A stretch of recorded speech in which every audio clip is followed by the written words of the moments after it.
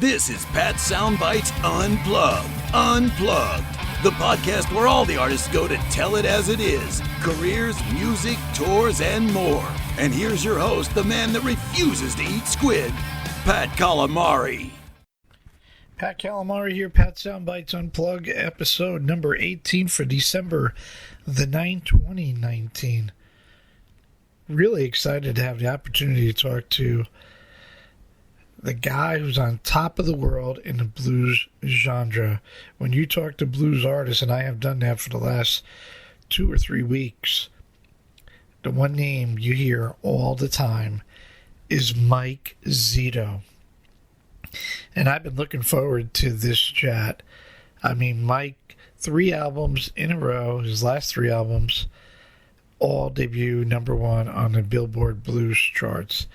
I mean, what's that tell you? I mean, the man is incredible talent, singer, songwriter, a phenomenal guitar player. And that's just part of it. And his music is well written, great hooks, all from the heart, all dealing with his life. His album, his 15th album, First Class Life, just all about his getting into his sobriety, a second chance at a first class life. Man, what a great line that is. And now he just came out in November of this year with a tribute to Chuck Berry.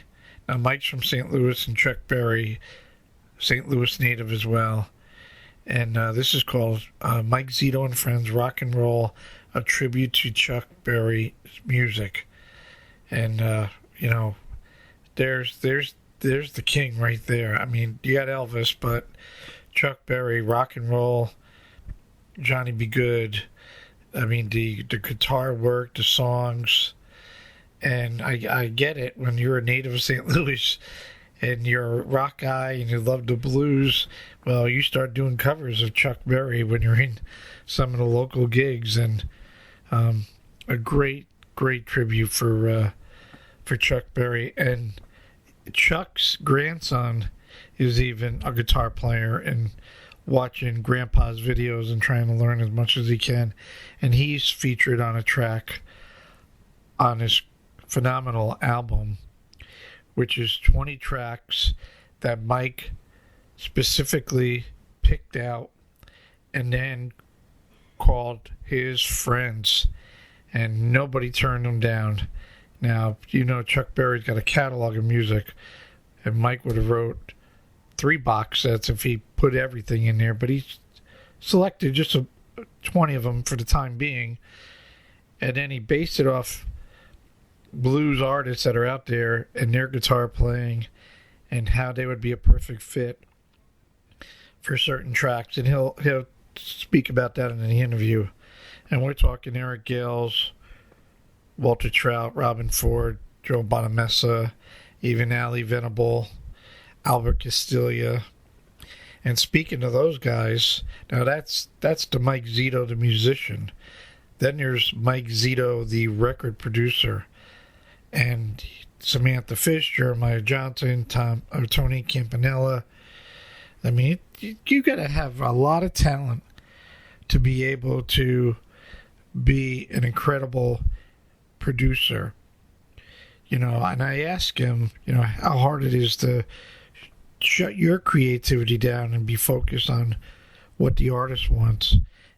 He not only, now he's got his own studio on his property, and now he's got his own label, Gulf Coast Records.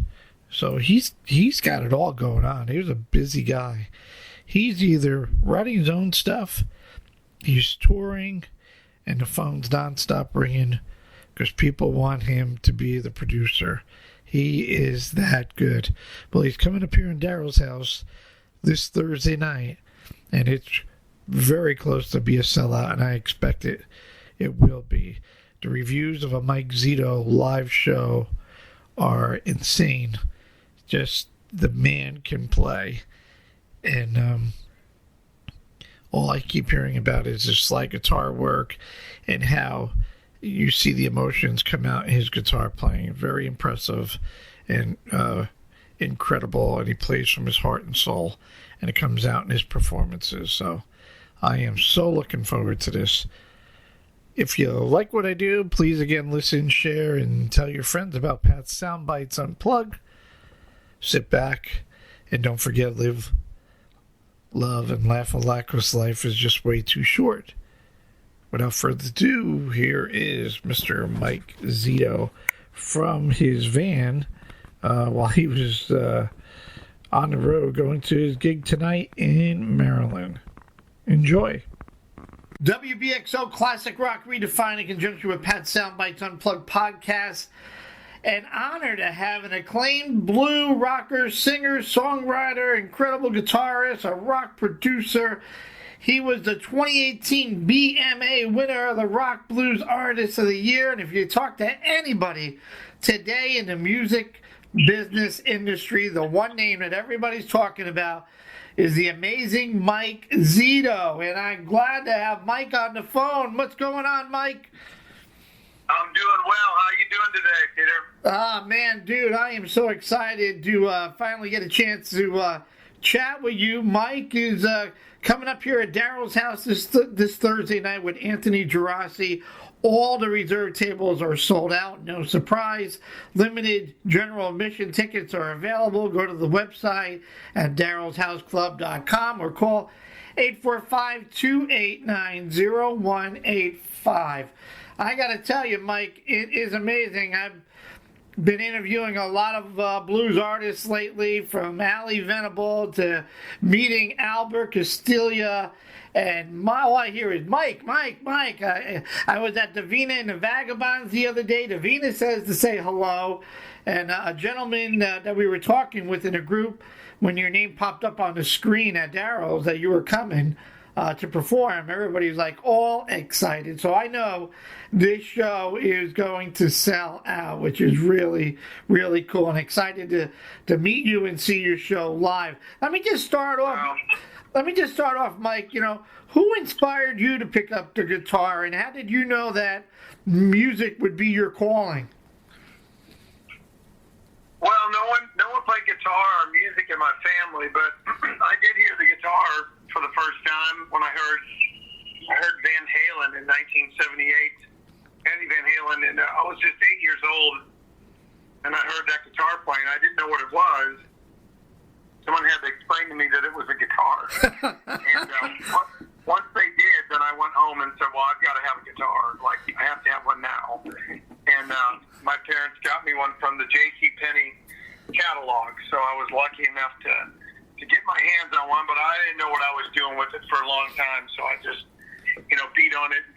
And but then I got into guitar music more and more, into Eric Clapton and Jimi Hendrix and Led Zeppelin and Johnny Winter and Stevie Ray Vaughan, and on down the line. And as I kept getting older and more into it, I got more into more of the blues and more of the older like the originators. But early on, certainly Jimmy Page, Eddie Van Halen, Eric Clapton, Jimi Hendrix. That all really still inspire me. Yeah, I mean, and there's a list of people that's still trying to figure out what Eddie Van Halen is doing on a guitar. It is crazy. Yeah. I always ask all these amazing guitarists like yourself, and I've been blessed to hang out with Eric Johnson and Joe Satriani and Billy Gibbons, to name a few. How would you describe your tone, Mike, when you're playing? The tone, you said? Yes. Well, in my head, there's a couple of different lead tones. To me, it's always very kind of singy. I don't know if that's an adjective or not, but, like kind of a warm singing sound. Not so distorted. Gotcha. More of a cleaner singing sound is what I hear in my head, but I want it to have a lot of sustain, and I don't use a ton of effects or anything, but I do use a few things depending on the song. But overall, the sound I want is to be kind of warm and rich, you know. Yeah, no, it definitely comes out, and everybody, all the reviews of your live shows just say a very impressive, one of the best guitarists out there, and your emotions of your heart and soul come out in your guitar playing. So I'm looking forward to that Thursday night. I noticed that your first rodeo, and you've released, well, now 16th album, if I got that right, with your tribute to Chuck Berry. Before I get to that, I want to touch upon your, one of my favorites, let me just say, is Make Blues Not War, which debuted at #1 and had Tom Hambridge as a producer, and I'll get to the producing part. And then after that, May 11, 2018, you released your 15th First Class Life. Again, another one debuted Billboard's on the top chart, #1. The title track, Mike, this is your second chance. This is the recovery after your addiction to sobriety. When I play the tracks and look at the songs, Time for a Change, Dying Day, Trying to Make a Living. This is like, all right, clean slate, and now I'm getting my act together, and this is the real deal. Am I correct with that?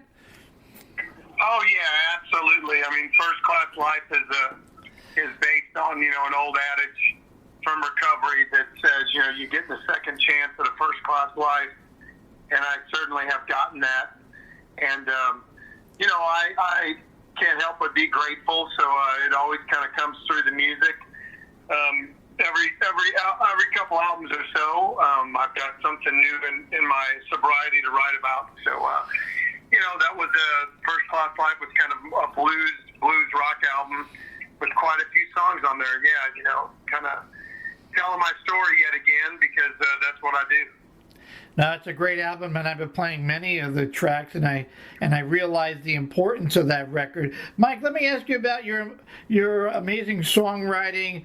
I love First Class Life. I love Mama Don't Like No Wah Wah. What is your creative songwriting process? How does that work? Do you write a lyric first, or do you do guitar riff, piano, write down the phrases? How does that work for you? Yeah, I mean, really any of the above. I wish I could. Generally, the one thing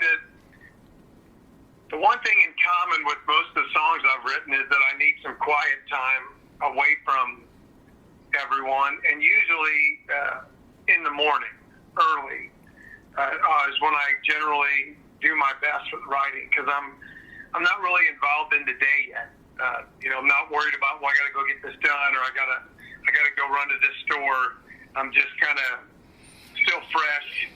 But I'll tell you, I'll take anything. Sometimes it is, I have an idea, like for a title, like First Class Life. I knew I was going to use that, but I didn't know how the song would go. And so I had that written down as something I wanted to work on. And that was a song where I got up in the morning, I picked the guitar up, I started playing guitar, I started singing it, and 15 minutes later I had the song written. Sometimes I'm not that fortunate. I have an idea, maybe a guitar riff or a line, but it needs time to develop. I need to think about it, and so it's usually a process. And I write songs. I usually write songs when it's time, when I'm going to make a record. When I start thinking about a record, that's when I start writing more songs, and I might write songs for a year or a year and a half, and kind of make a list, and then I just kind of keep going back to the list and trying to see what's coming about. Where's this album going? What am I writing about? It shows everything, from the way I pick the words for the song, the way that I pick the songs for the album. Kind of where am I coming from right now? What's this about? What story am I trying to tell here? So I try to be open. I try not to. I'm not writing songs for money. I don't. I do write songs with people when they're looking for songs, but I don't ever think I sit down and try to write catchy songs that I think would make money or would be successful. I try to write from the heart about what I'm thinking about or what I'm going through, or where I'm at right now. And so that it takes time, So I take any way I can get a song, I'll take it. Well, don't change that process, my man, because you are on a roll. November 1st on Roof Records, you released Mike, Zito, and Friends Rock and Roll, a tribute to Chuck Berry, the great Chuck Berry, I should say. The artwork is amazing from the front, the inside, the back. I mean, I took it as a celebration.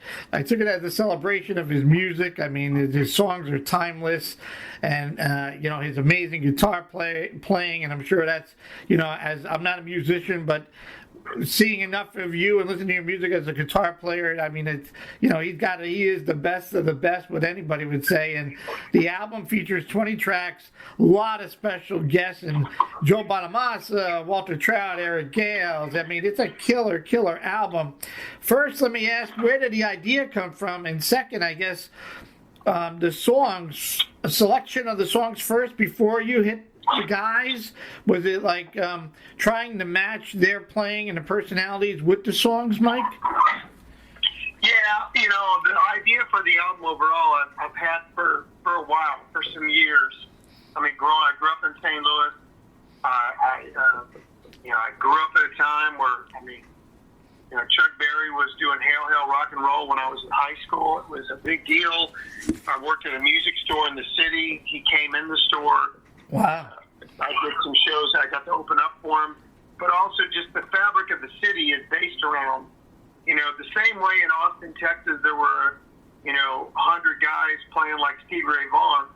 Everybody in St. Louis played like Chuck Berry. I mean, you had to know how to play those songs, that style, just to do the regular gigs around town when I was coming up. So it was really ingrained in me that I knew I wanted to do this at some point, not only as a tribute to him, but a tribute to my life growing up in St. Louis, So, in fact, you mentioned the artwork. I appreciate that. That is all painted by an artist in St. Louis. Wow. So he's a fabulous artist.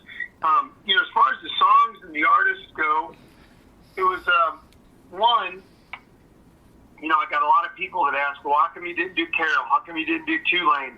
How come you didn't do... you could have wrote you could have a box set if that was the case. Right. The biggest reason is, the majority of his hit songs start with the classic Johnny B. Good intro. That's his intro. And that's on a lot of songs. And if I did all of those songs, you'd have 20 songs that start... and that doesn't make a good record. So, I went and made sure I was trying to find other songs that have different feels and different themes and different, to just mix it up so that there was a good variety of different songs. And then I started to call my friends and ask them if they'd play on the record. Joe Bonamassa or Rich Fortis from Guns N' Roses or Walter Trout. And, I'd reach out to them and said, will you do this, be on this record? And they'd say, yeah, just send me a song, I'll do it. That's when I went back to the song list, and I really personally started to go, okay, who do I want to play what? Because ultimately, these people are doing me a favor. They're all busy. They're on tour. They're making their own records. So for them to agree to play on a record with me, and a lot of them, wouldn't even take any money. I want to accommodate them and make it easy. So, I took the band in the studio and I recorded all the songs in January with my band, and then we sent all those tracks out. So I had to have it decided of who would play what before we recorded the songs. And basically, I'd just go back and go, hey, Walter Trout, I want you to play on Johnny B. Good. And he said, well, I'd love to. That's great. And I told Robin Ford, I said, look, I got 2 songs.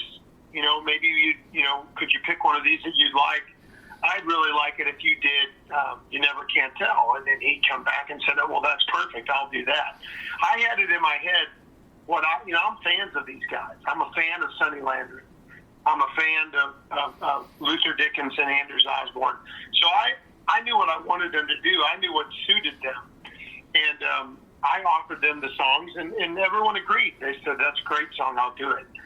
So that's how we did it. So I had to record the songs for them, with them in mind when we recorded it. Like, to leave a lot of space so Joe Bonamassa could play a hellacious guitar solo.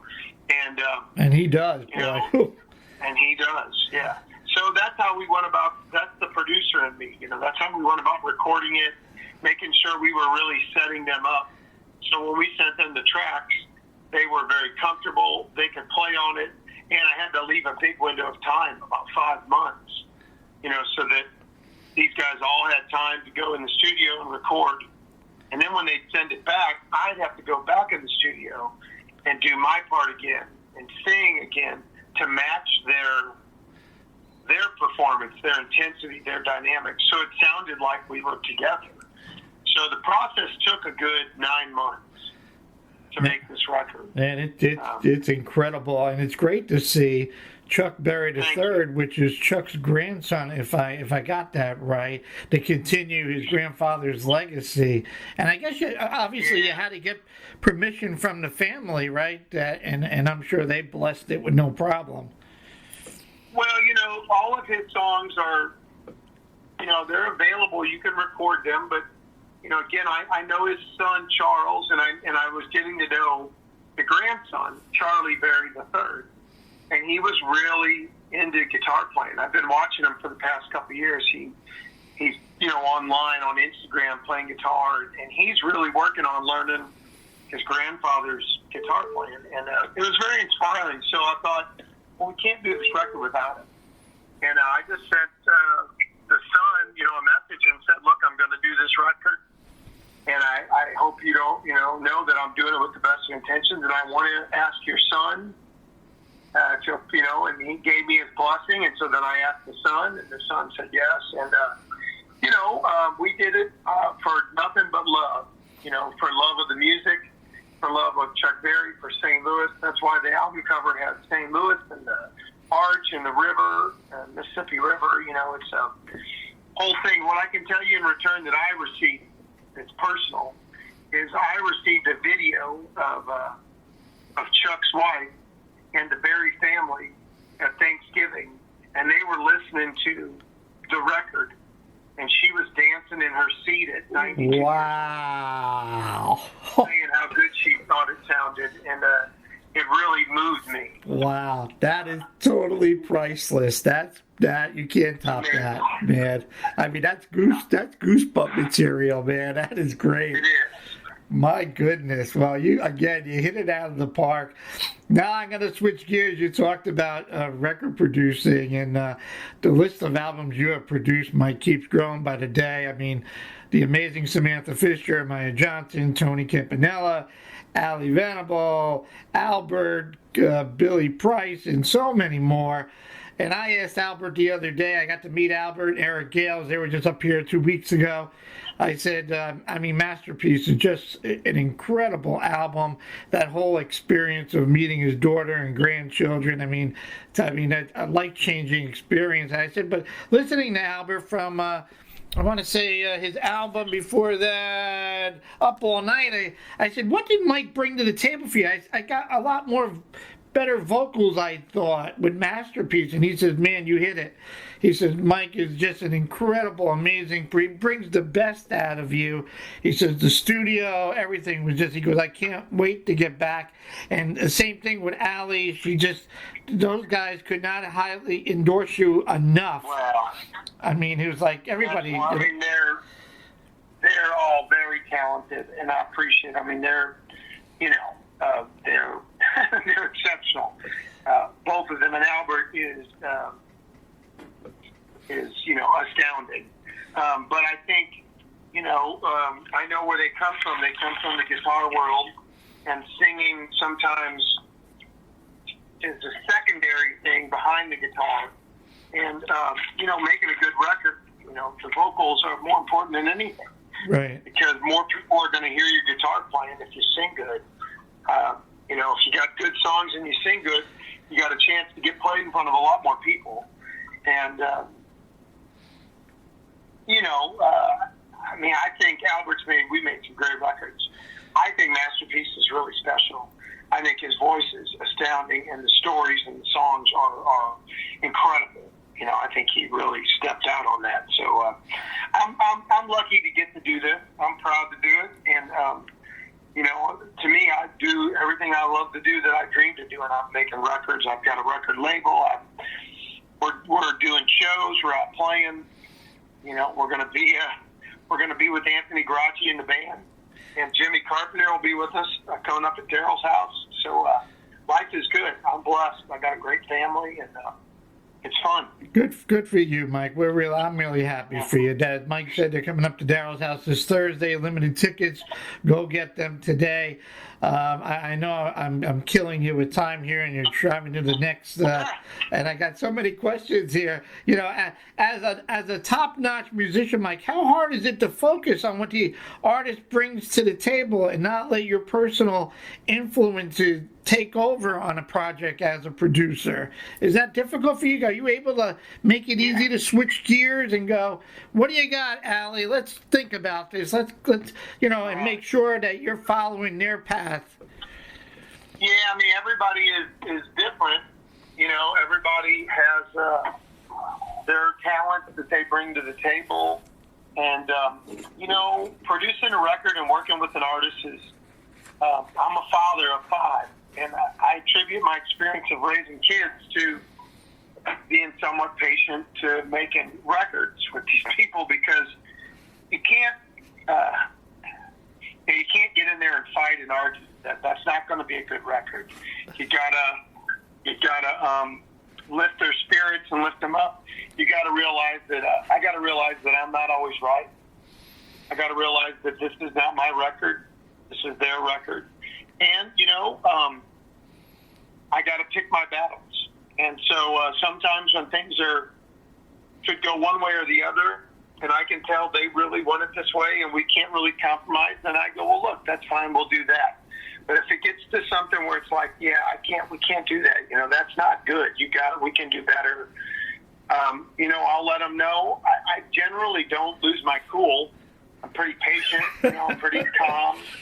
I try not to, I'll be honest, younger people, I have a harder time with because I'm getting older. Allie will tell you, she's got some funny stories, that we made a great record, but I think we were going to go get ice cream one night, and we were just like, let's wrap it up. And we're going to all go get ice cream. And she just kind of kept, well, I don't know, maybe about some song. Well, maybe. I said, well, let's just let it sit. We'll come back tomorrow. Well, I don't know. I don't know if I like that, maybe. And finally I said, look, do you want ice cream or not? Just say yes, and let's turn it off and go get ice cream already. And we'll talk about it tomorrow, like, enough. And she got this look on her face like, I was probably louder than that. It's kind of funny going back because it was really like, can't we just go get ice cream? It's a great story, and Texas Honey is a great album. And as you mentioned, you got, I'm sure, the skill sets. I mean, I don't think anybody could be a record producer. You got to be a great listener. You got to be an established, I would guess, project manager. As you said, you got 5 kids, so you don't want to be the referee, but there are skill sets needed to get it out right. You mentioned your own recording studio, your own label. Can you just share with me the thought on going that way? I mean, I know you got a great relationship with Roof Records, and I know things, hey, it's a business. Does that affect any of your relationship with them when you came out with your, Marts and Golf Coast Records? No. I mean, I went to Roof and let him know, up front what I was considering doing, and he gave me his blessing.